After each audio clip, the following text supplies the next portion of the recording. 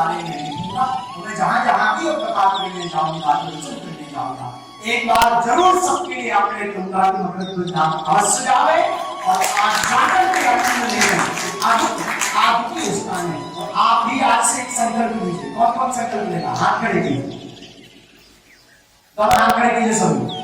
आज से आप लोग भी एक संकल्प लीजिए कि जब भी आपका फ्री समय हो, जब तक रहेगी जिंदगी, फुर्सत न मिलेगी काम से, कुछ वक्त ऐसा निकालो प्रेम कर लो हनुमान से। जब भी आपको समय मिले तब आप एक घड़ी आधी घड़ी भले ही सही, लेकिन इस मंदिर में आकर के बाबा के दर्शन और बाबा मकरध्वज के दर्शन करने अवश्य आना। कौन कौन ये वचन दे रहा बताइए? जब भी समय मिले, पक्का पक्का पक्का। अगर आपके अंदर भाव और सरलता है तो आपको संसार में भटकने की कहीं आवश्यकता नहीं। मकरध्वज बालाजी धाम में ही प्रभु श्री राम जी के समेत आपके ऊपर कृपा करेगी।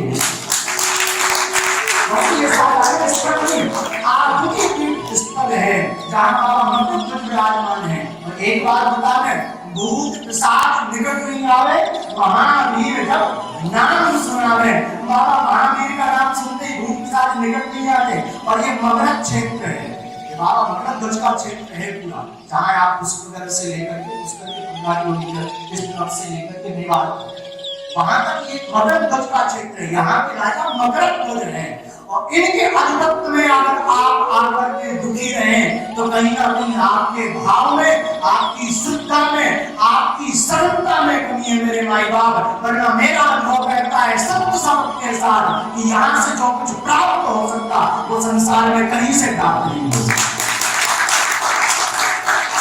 आज भी समय अपने दर्शन किए, महाराज जी से मिले, हमने जब यहाँ के बारे में पुस्तकों में पढ़ रखा था, धर्म ग्रंथों में पढ़ रखा था कि ये मीन के पुत्र हैं, इनकी माता का नाम सविता, हनुमान जी के पुत्र हैं।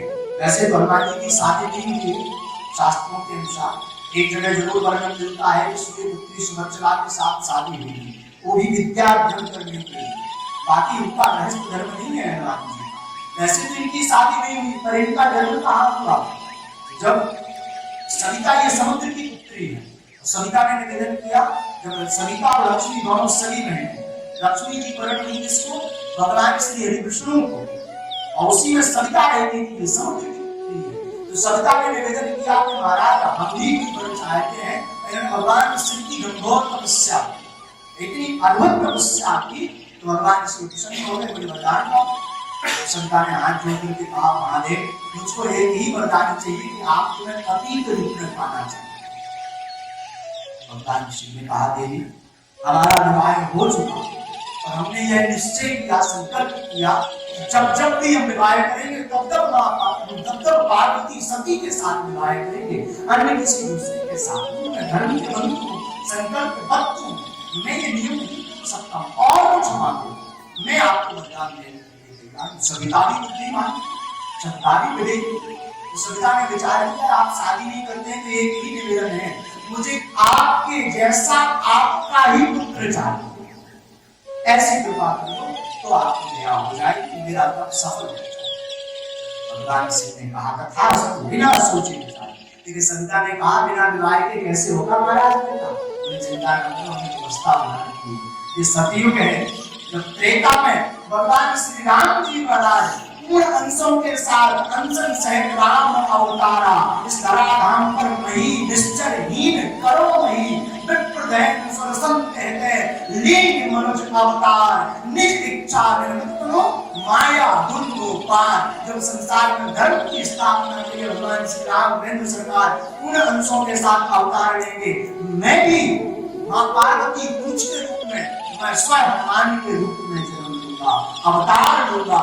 अवतार लेकर के भगवान की माता सीता का हरण होगा, लंका में सीता जाएगी, तब भगवान हमें संदेश देने के लिए पहुंचावेंगे, तब हम लंका जाएंगे, लंका का दहन करेंगे। तो जब आग बुझाने के लिए जैसे ही समुद्र में प्रवेश करें, उसी वक्त तुम नींद का, मछली का रूप धारण कर लेना और मेरे पसीने की बूंद को ग्रहण कर लेना, उससे मेरा ही, मेरे समान ही वंशावली पुत्र होगा।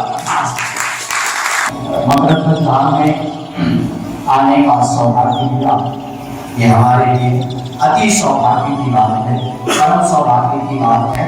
और आप सभी भी बहुत भाग्यशाली हैं जो ऐसे तीर्थ सिद्ध तीर्थ से आप जुड़े हुए हैं। एक बार पूज्य महाराज श्री जी के प्रयास के लिए और इस आश्रम के प्रेम से जयकारा लगाते हुए बोलिए हनुमान जी महाराज जी की बहुत ही अद्भुत स्थल है जो कि भारत में अनेक तीर्थों में हम गए, हमने दर्शन किया। अभी भी 1 महीने की यात्रा बाकी है, हमने तीर्थों में जाना है।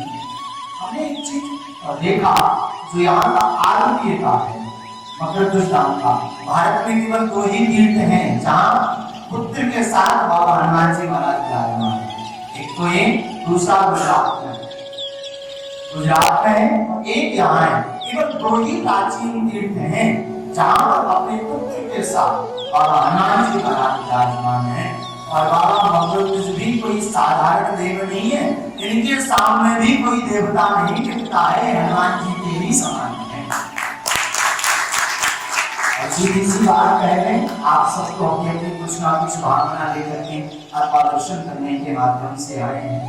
मुझे एक बात याद आ रही है, महाराज जी की कथा सुनकर के आदेश आपने ये निश्चित कहा, एक बार आप सबके बहुत धन्यवाद। एक दुनिया दुनिया तुलसी चर्चा राम की श्याम रामचंद्र भगवान की, महाराज जी की।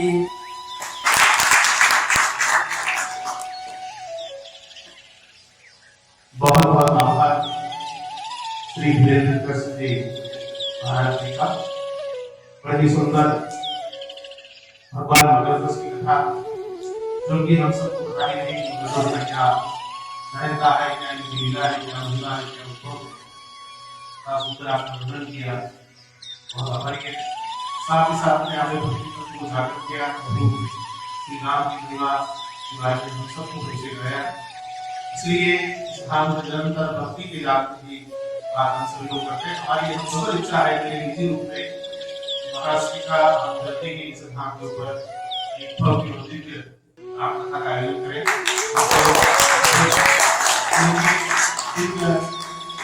अलौकिक जो ज्ञान है वह हम सभी को मिल सके और उसका हमसे लाभ उठा सके।